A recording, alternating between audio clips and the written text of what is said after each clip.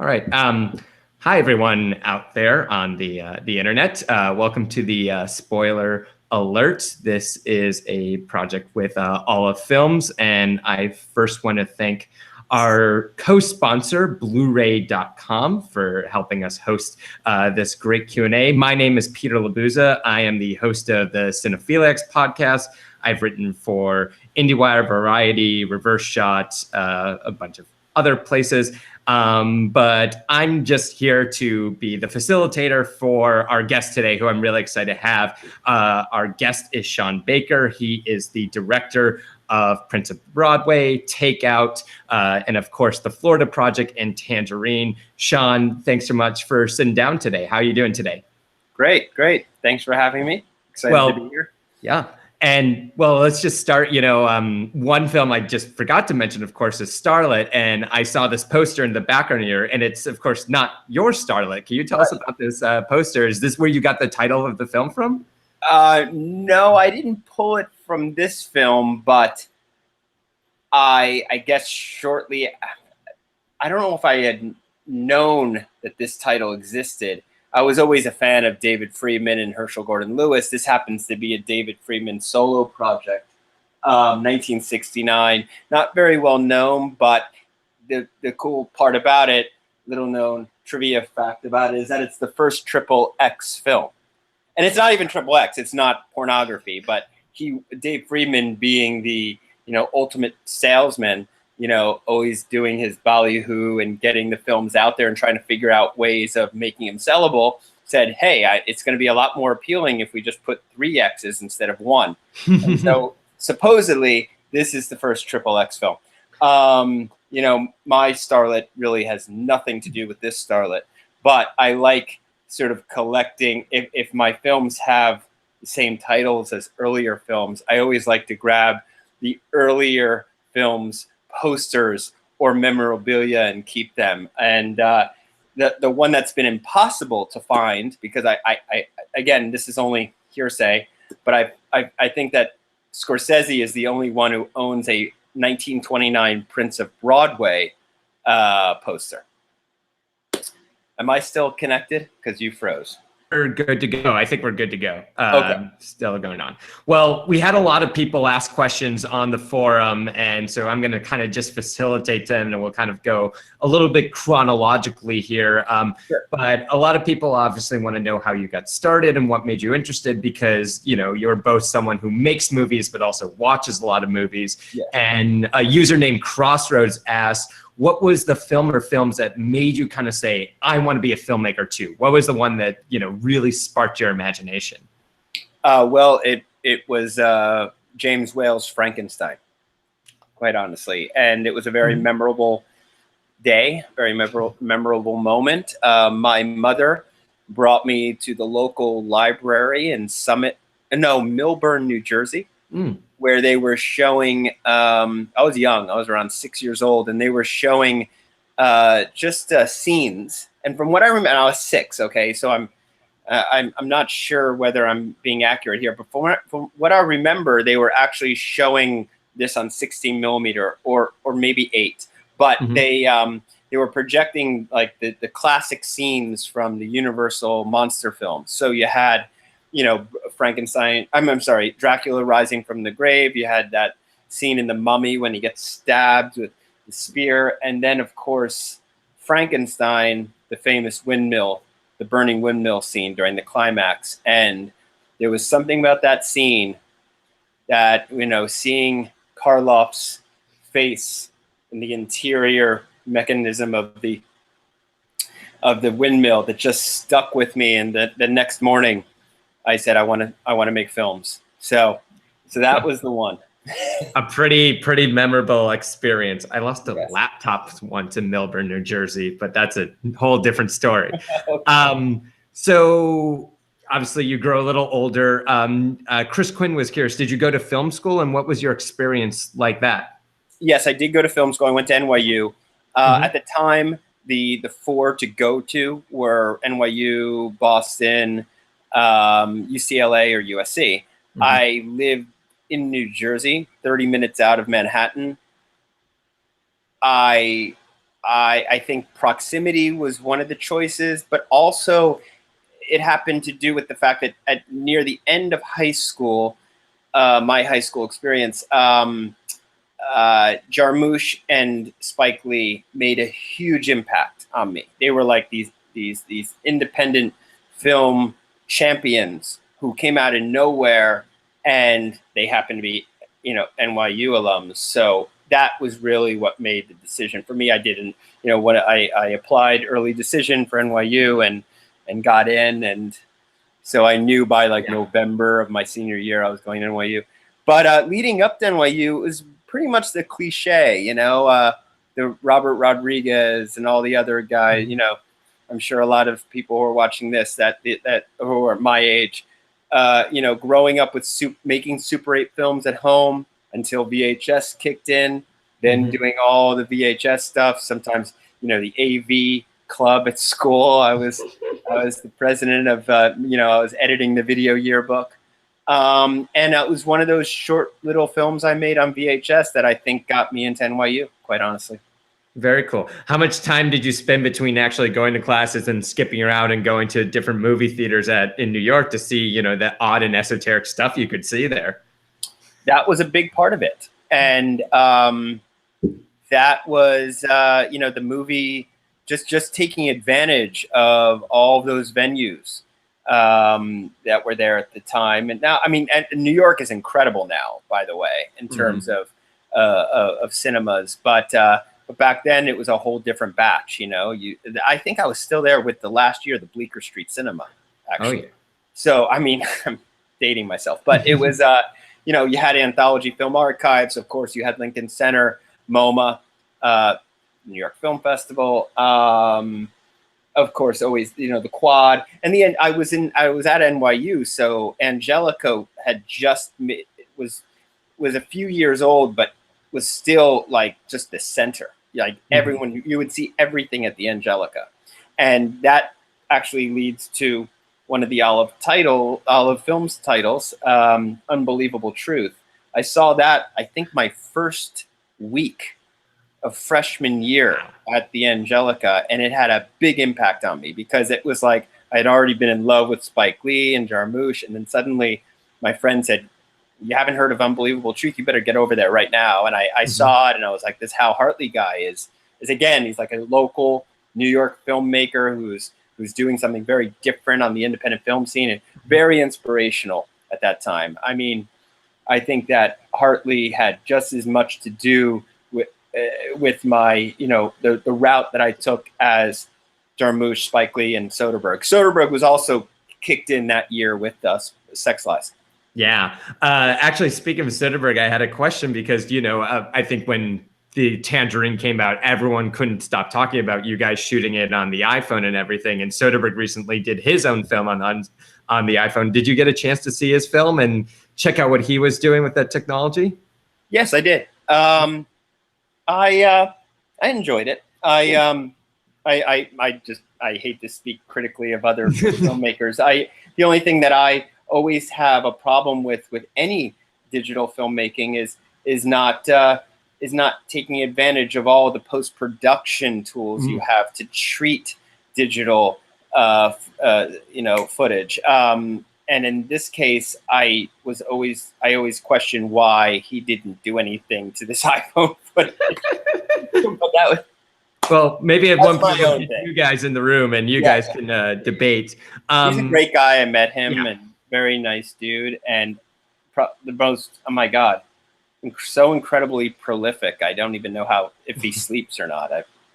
Well, speaking of, I know Soderbergh does his list at the end of every year where it's like, here's everything I've been watching and reading and digesting. And you've taken to using Letterbox to digest your films. I'm curious what got you on, using that to sort of diary what you've been watching.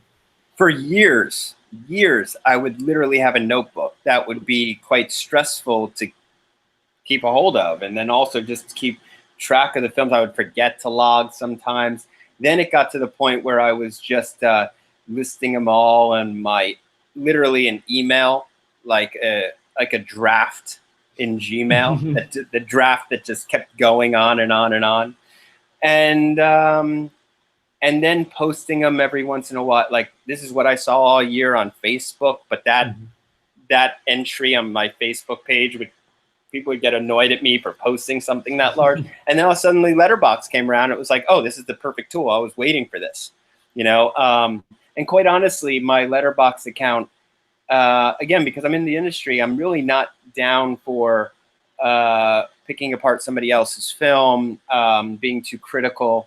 It's more about celebrating film. You know, it's first off, it's for me to log what I've seen, when I've seen it, and how I've seen it. That's important to me. Like, I remember, oh, I saw that at the ArcLight. I saw that on VHS. I saw that on, you know, on film at the New Bev. I like to list that stuff. I don't know whether that's an, you know, OCD thing or something, but I,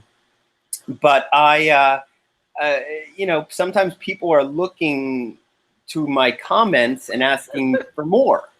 That's a common thing. I'm like, if you look at it, like, oh, well, did you like it? Can you go into more detail? Sometimes I want to go into more detail, and sometimes I don't. You know, when I really love a film, I'm going to go all out and say, you know, and talk a little bit about what really struck me and what I really think is worth talking about with the movie. And then other times I'm fine with just saying I saw it on this day, on this night, and somebody tries to read into that and says Sean pans this movie. I didn't pan it. I just didn't go into detail. Yeah. But, yeah. Well, Sawdust and Tencel asked about one of the films on Letterboxd. You can list 4 favorite films, and they asked about Oasis, which I believe is an early Lee Chang-dong film. Is it? Yeah. Was that a favorite of yours? And he's incredible. I got to see that. The lead actress was in a film called A Good Lawyer's Wife, very underseen and underappreciated by South Korean director In Sang-soo, and the guy who made The President's Last Bang. Great director, but this film really didn't get to be seen outside of perhaps some of the Asian American film festivals back in '04. And I saw it there, fell in love with this lead actress, and then somebody said, you know, you should check out Oasis. She's incredible in it. I did, and that was like a revelation. I mean, Chang Dong Lee, I can't wait to see The Burning. Looking very forward to that. Is it called Burning or The Burning? I think just Burning. Right. I screwed that up on Twitter and got reprimanded. That happens to all of us. Anyway. Yeah. So anyway, if anybody out there doesn't know Chang Dong Lee, I highly recommend looking into him. I consider him one of the most important humanist filmmakers working today. His stuff is poetic, meditative, and just so full of life and really touching stuff. Poetry, Oasis, and which one am I not mentioning? Secret Sunshine. Yes, Secret Sunshine. Yes. Yeah. So I think, as I've learned from just following you on Letterboxd, you know, you go to the theaters, you go to the ArcLight here in Los Angeles, you watch things at DVD, on Blu-ray. Jay Iyer asked you, do you, when you watch something on Blu-ray, do you then poke around on the special features, watch behind the scenes, try and get ideas for techniques that you could sort of use in your own filmmaking? Yes, I do. You know, it depends, of course, on the film, but you know, I do appreciate nice extras on Blu-rays. I appreciate commentaries, even though I've sort of said I'm no longer doing commentaries, just because of the climate that we're living in, and how literally a term can be considered politically correct one day and not politically correct the next day. And something I say on a commentary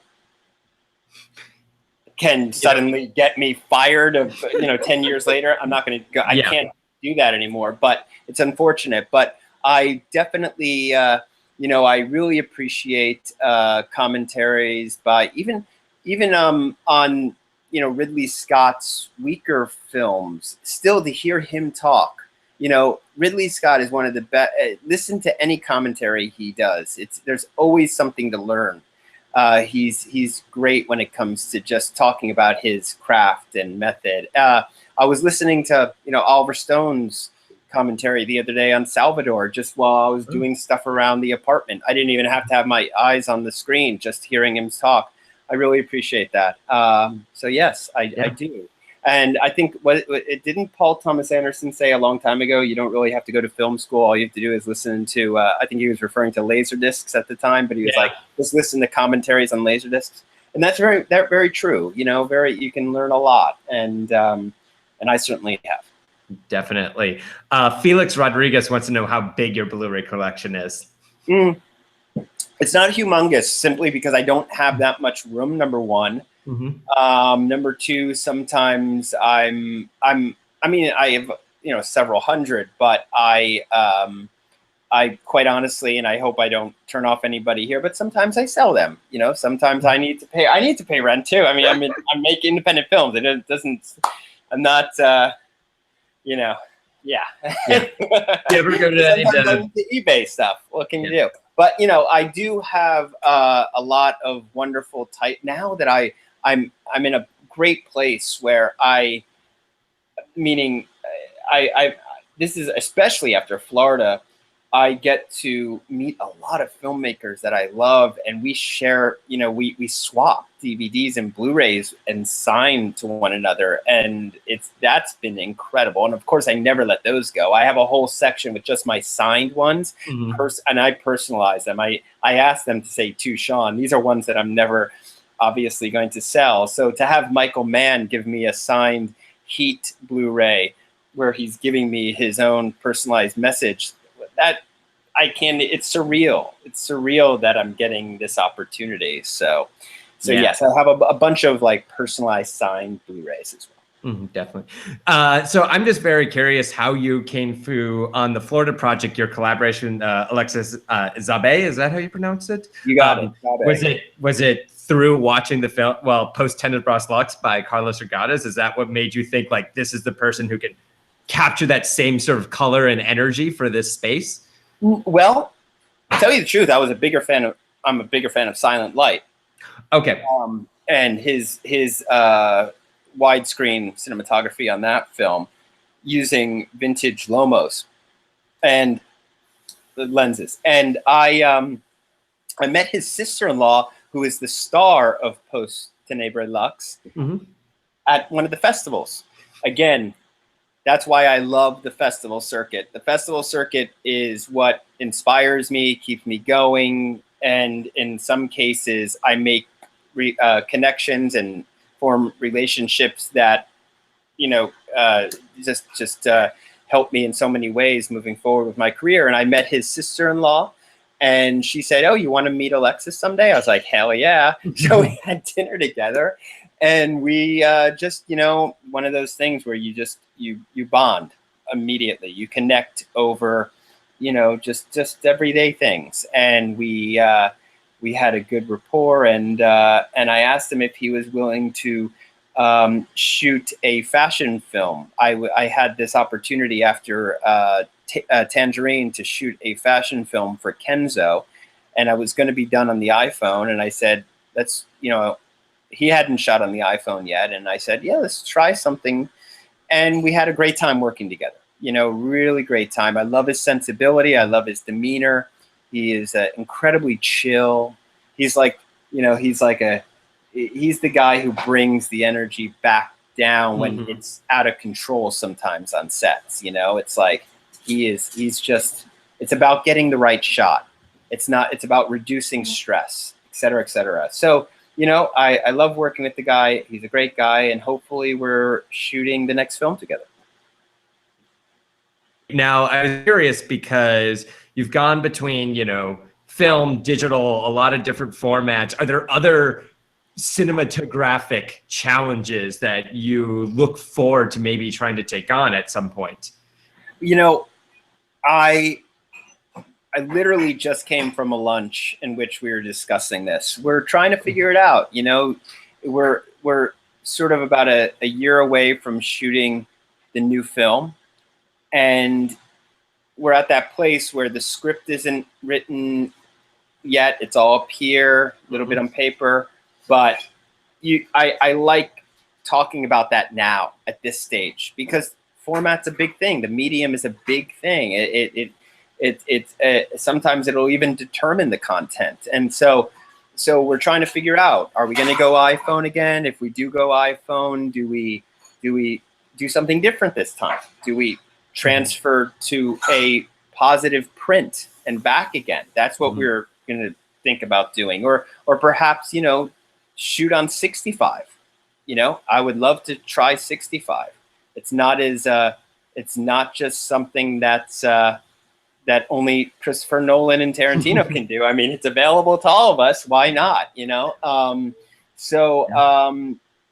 And if Kodak ever fixed that freaking Super 8 camera they promised forever, I would try something on that.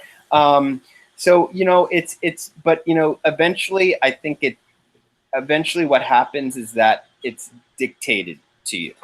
That's what has happened all along for me. You know, eventually I think I'll get to a place where I know that the only way to shoot this upcoming film will be this particular medium, and I'll keep to it. The only thing that I don't like doing, and that's just my own thing, I don't like mixing formats unless there's a real reason to, and there was obviously a reason to with Florida Project, and you know, but I'm not like a multi-camera format, whatever you want to do. Now, I know it's still in infancy, and I won't ask you to reveal what you guys are thinking about, but I will ask you, what are some of the films you're thinking of watching to help formulate the idea of the film? Good question. That's a nice way of getting around to it. Well,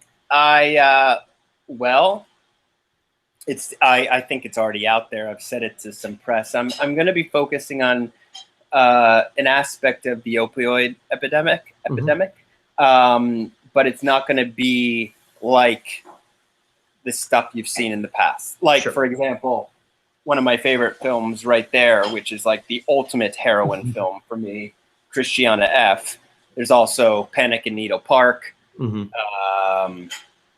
Dusty and Sweets McGee, which, by the way, Olive Films, you should do that one. Nobody has that on Blu-ray. I think there's some legal issues with that one too. But anyway, but then I want to, you know, I'm also looking at, films that are, I don't want to give too much away here. Let's just say I'm looking at a lot of Woody Allen. Okay. Very interesting. I'll take that. You know, I think there's a lot of places where filmmakers of your generation, I think, also are dealing with the fact of how, let's say, what types of projects you're doing, whether you're doing films or television. And a couple people asked about, would you be curious about doing something like a quote unquote limited television series, or do you like the idea of having this sort of 90-minute contained feature or 2 hours or what have you, the sort of, you know, story to the beginning and the end? You seem to be much more interested in that sort of limited format than something that I think a lot of other people are trying out and trying to see what works for them. Yeah, I'm very much the latter. You know, I've worked in television with that show, Greg the Bunny. It's very different from today's sort of limited, you know, dramatic series formats. So, but still, I know and I understand, and I have a lot of peers who work in television, almost all of them. So basically, I understand the amount of time it takes. And I'm in my 40s. Supposedly, this is when you're making your best films. That's what I've heard. And I want to continue making, you know, feature-length films for the time being. And I understand, hey, the money isn't what it is in television. I understand that. But again, I don't have like a family to support. And so I'm going to use this time to continue focusing on feature-length films that are intended for theatrical release. Yeah. And that's what I would like to do at this time. Now, you know, it's funny. I just got back from the Locarno Film Festival where I was on the jury, and I got to see the follow-up to Bruno Dumont's Petit Cancan.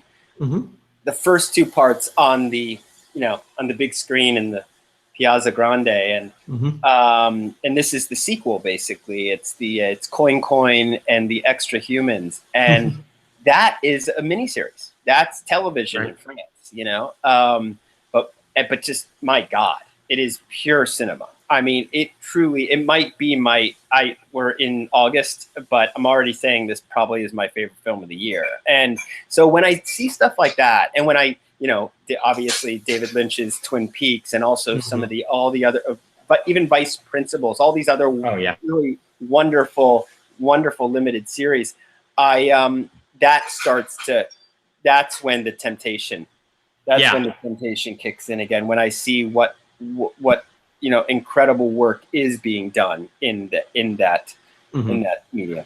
Yeah. So you were on a jury at the Locarno Film Festival, and I won't ask about the specific jury process, but Luke Flower asked, as you've made films on and you watch films, does the way that you're viewing films change at all? That you're thinking more about, like, how did they do that? Almost as sort of questions of, like, the production process. Like, how has been becoming a filmmaker and making so many change, if at all, change the way that you watch movies yourself? Yeah, well, it does. It's the biggest tragedy of making films. It truly is. It's because you start to, you understand to a certain degree how things are done. Your eyes are on the craft, and then you start to, see the puppet master behind the curtain or whatever it is. And I just feel that's one thing that is, there's a great BAFTA talk by Peter Greengrass, and he says it perfectly, and I'm paraphrasing, but he said something along the lines of that it's always going to be a search or a quest for that awe, AWE, that you had when you were 12 years old, 10 years old, and this is my part now, biking in the middle of the summer for 2 miles to the multiplex and getting your Twizzlers and soda and watching, Indiana Jones, and have that feeling that, like, you've just seen something that was so incredibly mind-blowing. You can't comprehend how anything is done. That is a constant search you're having as you're making your own films, but you'll never get there with your own films. That's the thing. You're making films that hopefully will give that people the feeling, but it's never going to work for you. So, your own films, at least for me, mean nothing to me. Meaning I can see right through every single frame. I know where the boom operator was in the room. I remember giving the direction to that actor. So making your own films, number one, is not fulfilling when it comes to chasing that awe that you're looking for.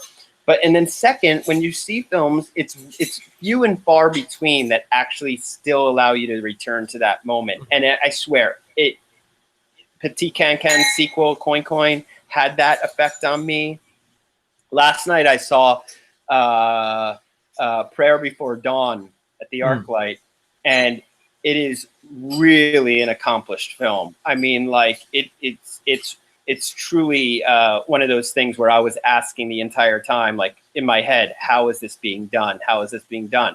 But before these two films, it's been a while.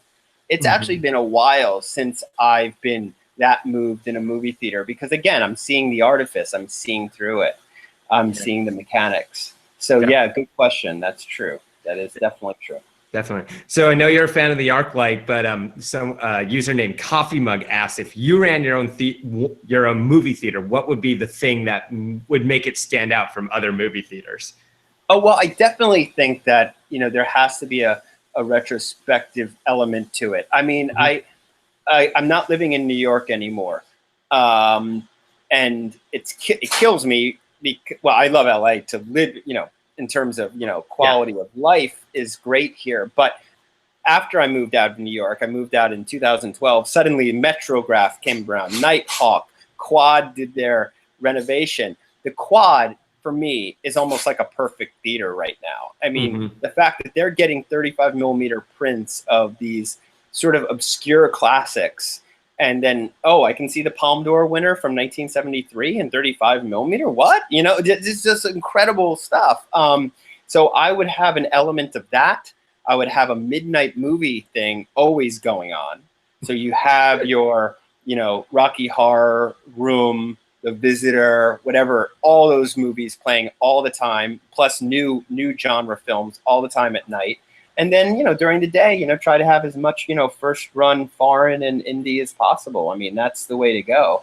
Yeah, definitely. I'll shout out to Chris Wells and Micah Gottlieb, who've programmed the quad and are friends of mine. They do a great job there. They do. So a few people asked about Blu-ray transfers, in a way, and we're curious about some of the better transfers in terms of images. It's never the same when you're in a theater. I know I'm a big theater person, but have there been particular things you've watched at home and you thought they did a really great job of making this look great on my, screen at home? Oh, yeah. I mean, that's what's so wonderful about these new 4K scans of old 35 millimeter, up to 35 millimeter, or just film elements in general. They look so good, and restoration has gotten to the point where you see the work done by these Blu-ray labels, and it's fantastic. It's like watching a movie for the first time in many ways. I wish I don't know. I don't have any examples. Sorry, offhand. I'm looking around over there, but yeah, I mean, almost everything these days is looking so different from what we're used to, from the VHS days or even the telecine days with the DVD. I mean, it's a whole other. It's like, it's getting to watch films almost. They all feel fresh and new. Mm-hmm. Can you talk a little? I know we were just talking right before we went on air of restoring your old films and the sort of challenges you're finding in some of the older films that of yours, and getting those to look good so people can bring them home and see them in the image that you want them to see them. Yes, I actually, Florida Tangerine and Florida Project have opened doors for me where I can, people are interested in the earlier films, which is wonderful. Sorry, some bubble wrap in the other room. Yeah, and so I went ahead and, thinking that no one was going to want my first film, 4-letter words, I went ahead and put my own money into the restoration, and I'm almost done with it. I had my wonderful assistant turned producer, Alex Coco, who had a very big hand in the Florida Project, a USC grad. He basically took this under, took the helm, and we got the original 35 millimeter negative scanned at 4K by the dudes over at Vinegar Syndrome. Looks great. We got all the original 1/4-inch Nagra tape retransferred so we can do a new mix. The film will be a lot better looking and sounding than it was in the past, and I'm excited to have it re-released. But it was a long road, it was a long road, and it cost me approximately, this is over the course of about 2 years, but it cost around $15K to do it properly. And that's begging, borrowing, and stealing. That's doing the indie, give me the indie rate stuff. But I'm look back at the film and I'm actually pretty proud of it. It's a young movie. I made it very young. I made it right out of NYU. I had started writing it the summer after NYU, so I was only 23-ish, 24. But I'm it's okay. It's okay. Yeah, and it's for people who don't know, it's pretty much of a look at the post-adolescent male psyche in suburbia USA. Imagine like a Kevin Smith, a social realist Kevin Smith film to a certain degree. It played at South by Southwest. Matt Dentler, who's now at Apple, was the first champion of the film and brought it to South by and had a minor DVD release. But for anybody out there who's interested, please wait. Don't go looking for that old DVD. There will be a beautifully restored version coming out soon. And then the other films, just really quickly, they're going to take, the other films are digital, all the way up to Florida Project. So they all have different issues when it comes to restoration.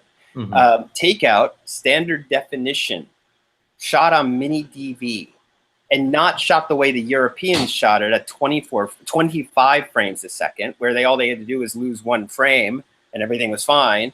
I shot it at 29.97 which looks more like video, and I have to get that transferred to get a 24p conversion. Then I have to blow it to 4K. Then I have to go out to film. Then I have to go back again. I mean, it's crazy what it's going to take to get it to look the way I want it to look in this day and age on your nice, HD or 4K television. Yeah. So, it's a long road, but that I'm in a great position where this stuff is actually being, I have a sales company now that I work with in the UK, and they are helping me get all this stuff done and out there and sold to territories that, traveling around the world with Florida Project and Tangerine.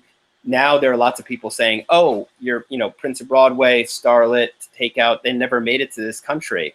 And I can finally say, oh, it will be happening soon, so. Very cool. I always know that sort of early digital stuff always looks really interesting and weird. I know All of Films put out The Book of Life, which is another Hal Hartley film, which he shot in '98 in digital, and that looks crazy and really, really interesting. So I had, you provided kind of some lists of some favorite films before we got started, and you threw out one total unknown to me film that I had to look up, and I had to reread the plot synopsis a few times to make sure that you had sent the right film. It is Stone Cold. Can you tell us about this movie and why you love it? Well, okay.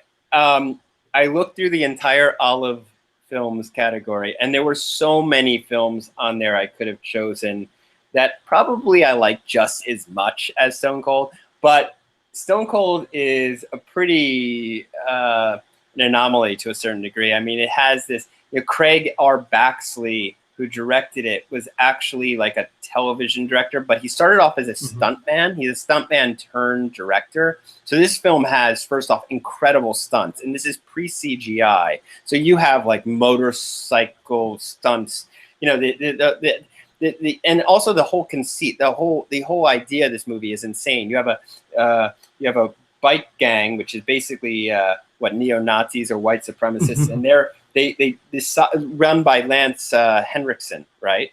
Lance Henriksen, who's a great villain, and they decide to storm the Supreme Court to assassinate a judge or something. So you have this huge. It's pretty insane. It's an insane movie, but it's fun. The action is good. It's a real It was made in '92, but it really has an '80s feel. And hey, it's good old-fashioned testosterone-driven fun. I recommend. It is on All of Films. I think I'm going to have to check this out. You haven't seen it? I haven't seen it. I've seen plenty of early '90s action films of various quality and have fond memories, but this sounds right up my alley. Okay, please text me when you see it and let me know what you think. I will definitely let you know. Just one other thing, a couple people asked about genre and whether you do a horror movie, a musical, or what have you. And although I was thinking oh, you froze there. Different ways. And Florida Project, of course, has that sort of Little Rascals influence. So I'm curious how genre, especially when you're structuring screenplays, if you're thinking about genre conventions at all and helping you form, how is this going to work as sort of I've got this space, I've got these characters, but how am I going to form the narrative? Yes, I am very, as you can see on my letterbox, I watch a lot of genre. I've always been influenced by genre. I see that genre films, they take risks. They often do things that's I get what is just mainstream would never be would be too scared to approach. Sometimes genre films take the approach to tackling socio-political topics in a way that's very interesting. They sort of disguise it in an entertainment way, and I really appreciate that. I mean, in many ways, I think that Jordan Peele did the ultimate genre film, last year with Get Out, and it delivering its political message and sparking discussion, but through horror comedy. That's amazing. I love it. But whether I'm going to do it or not, I don't know yet, and I'm trying to figure out how to do it, quite honestly. With horror, I'm a big horror fan. I know horror in and out, but I've never even thought about doing one because unless I get a script that's as solid as like Rosemary's Baby, I have no interest in it. You know, I don't. You have to shoot for the stars, and I'm not going to make a horror film unless it's a classic. So yeah, I know that's always the trouble. So as we sort of wrap up here, I know people can pretty much find Tangerine Florida Project on, you know, a lot of streaming sites or whatever. But if people want to see Starlet or Takeout or Prince of Broadway, where should they go to look for those? Well, Music Box, if you're in the U.S., Music Box put out Starlet, and so there's a wonderful Blu-ray out there, and it's really gorgeous looking. You can get that on Amazon and everything like that. It's also on almost all the streaming platforms, but a little bit of a heads up, it is censored on iTunes. Okay, it's censored on, and even though I love that iTunes, you know, you get that iTunes residual.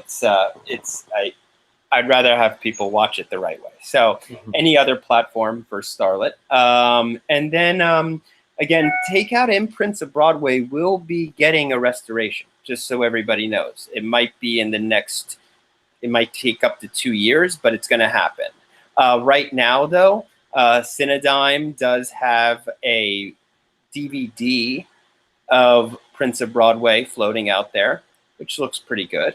And then Kino Lorber has Takeout, and that's a DVD that's floating out there. So you can catch all those. And if you're overseas, well, I don't know. It depends on your country. But look around. I one time found a DVD of Takeout in a bin in Chinatown, which was awesome.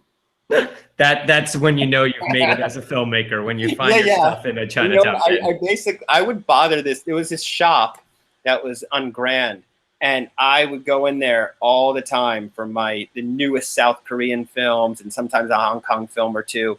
And this was during the heyday of like the strong South Korean films. So this is 07, 08, 06, 07 area. And I was in there all the time going through the bins, and I was bothering her. I mean, I knew I was like the guy who, like, there was a language barrier and she didn't really want to deal with me. And then one day I find Takeout and I go up and I'm like, this is my film. This is my film.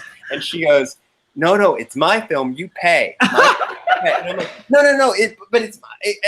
I'll pay, but it's my film. And she's like, not until you pay me. It's like this whole back and forth.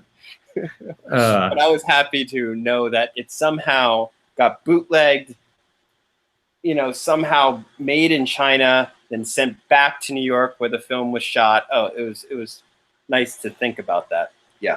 All right. Well, Sean Baker, you have been very generous with your time. I want to thank you. Again, I want to thank Olive Films and